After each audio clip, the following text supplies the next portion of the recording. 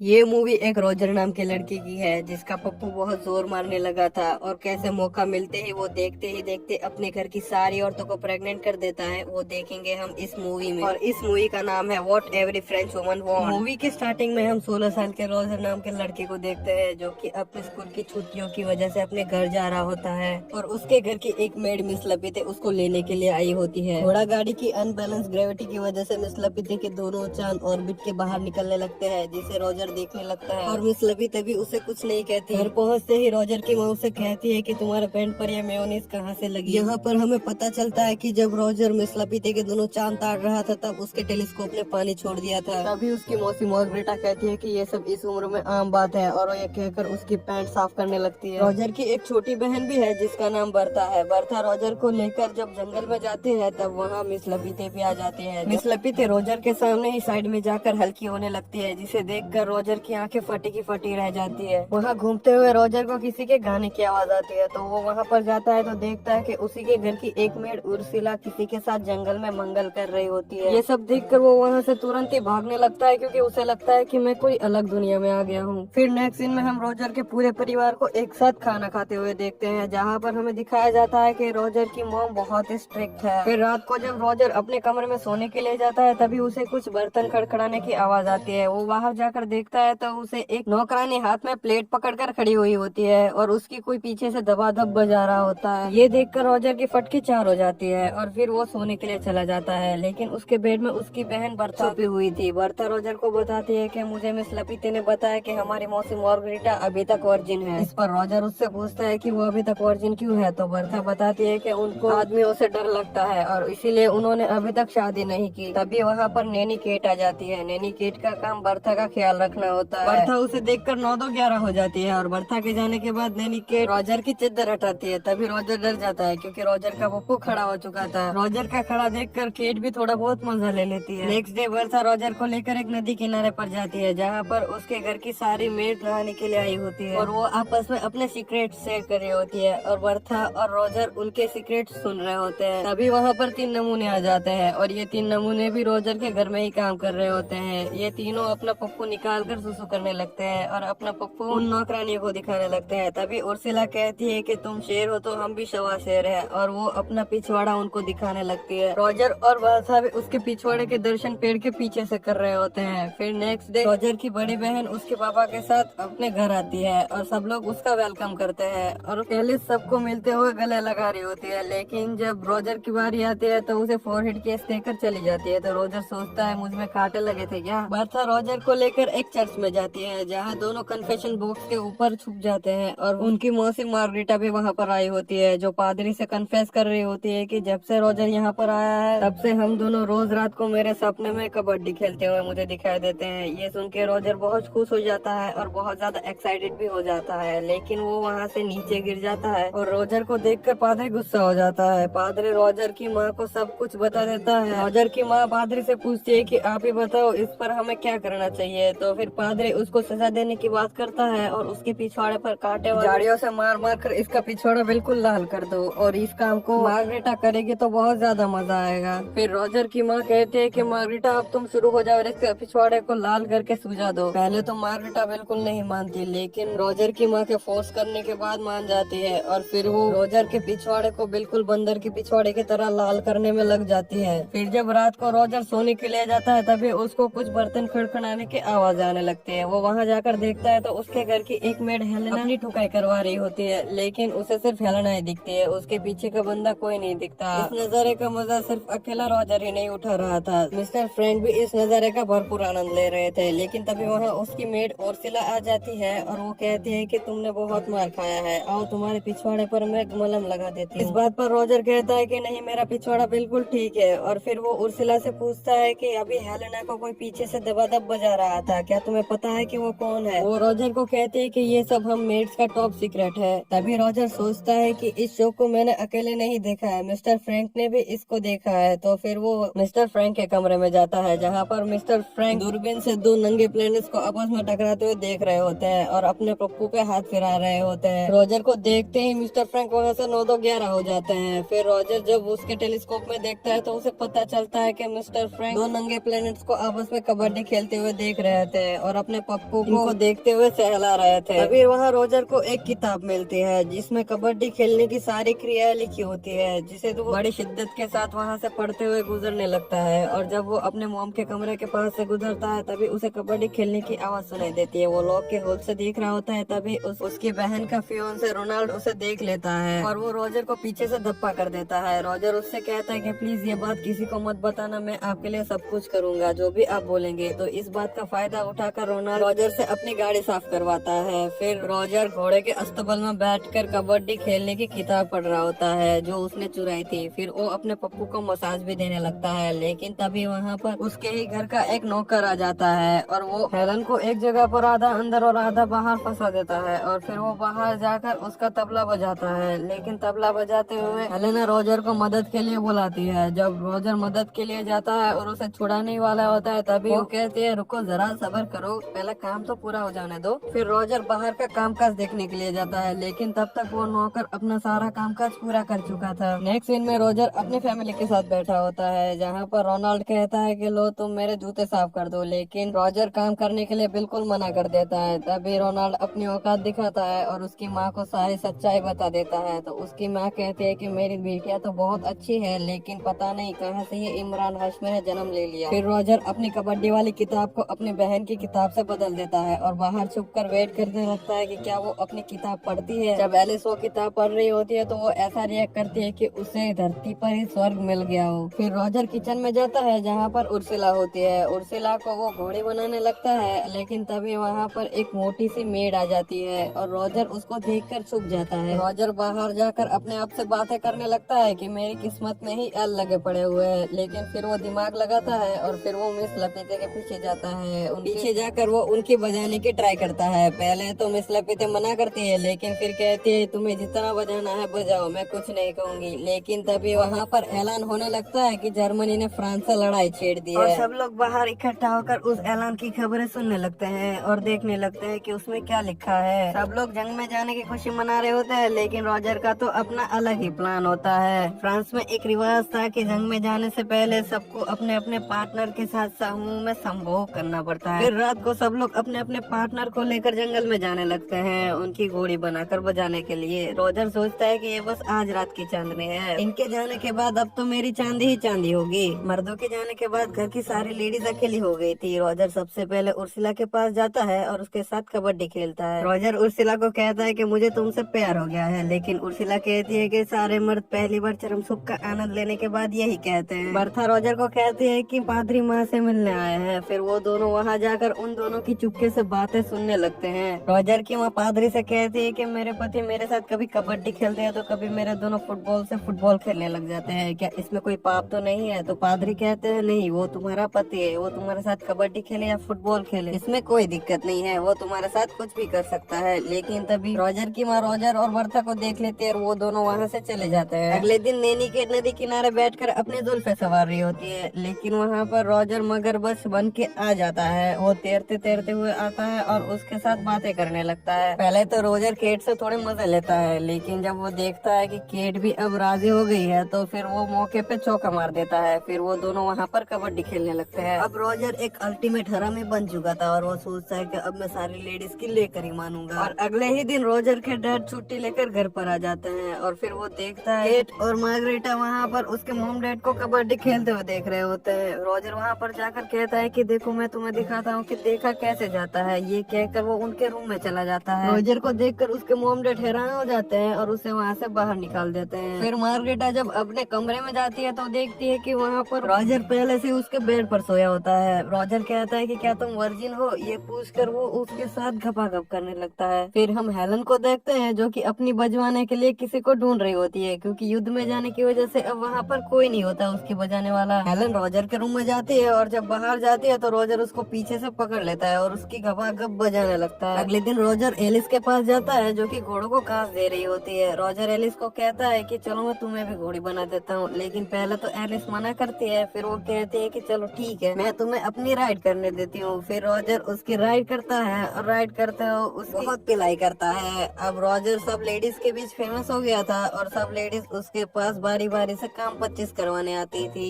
ये सिलसिला लगातार कुछ दिनों तक चलता रहा। फिर एक दिन रोजर की बहन एलिस उससे कहती है कि मैं प्रेग्नेंट हूँ और तभी रोनाल्ड भी वहाँ पर आ जाता है क्योंकि अब युद्ध खत्म हो चुका था। फिर उर्सुला और मार्गरेटा भी कहती है कि हम दोनों भी प्रेग्नेंट है। ये सुनकर रोजर की फटके 4 हो जाती है क्योंकि अगर उसके मॉम डैड को ये पता चला तो वो उसको नंगा करके बहुत ज्यादा मारेंगे। रोजर मार्गरेटा से कहता है कि तुम एक रेड कलर की नेल पॉलिश लेकर आओ मेरे लिए, और फिर वो नेल पॉलिश अपनी बहन एलिस के बेड पर लगा देता है और वो एलिस को कहता है कि तुम रोनाल्ड को इस बार कबड्डी खेलने के लिए मना लो जिससे उसको लगेगा कि तुम अभी भी वर्जिन हो। और फिर वो अपनी मौसी मार्गरेटा को मिस्टर फ्रैंक के साथ शादी करने के लिए कहता है क्योंकि मिस्टर फ्रैंक उसका बहुत ख्याल रखेंगे। फिर रॉजर उर्सुला के पास जाता है और उसे शादी के लिए प्रपोज करता है, लेकिन उर्सुला मना कर देती है। वो कहती है कि मैं किसी और को पसंद करती हूँ। फिर उन तीनों लड़कियों की शादी हो जाती है और रॉजर के कांड के बारे में किसी को कानो कान खबर नहीं होती। फिर वो रॉजर उसी रात हेलन के साथ भी कबड्डी खेलता है। फिर सुबह हेलन उसे बताती है कि मैं भी प्रेग्नेंट हूँ, तो उस पर रॉजर कहता है कि मैं तुम्हारे लिए भी एक अच्छा सा भोला भाला बकरा ढूंढ लाऊंगा, लेकिन हेलन उसको कहती है कि मैंने सबके साथ गपागप किया है तो मैं ये इल्जाम किसी पर भी लगा सकती हूँ। अब यहाँ पर रॉजर की छुट्टियाँ खत्म हो चुकी थी तो फिर वो अपने पापा के साथ अपने स्कूल वापस चला जाता है और ये फिल्म यहीं पर खत्म हो जाती है। अगर मेरा एक्सप्लेनेशन अच्छा लगा हो तो प्लीज लाइक एंड सब्सक्राइब।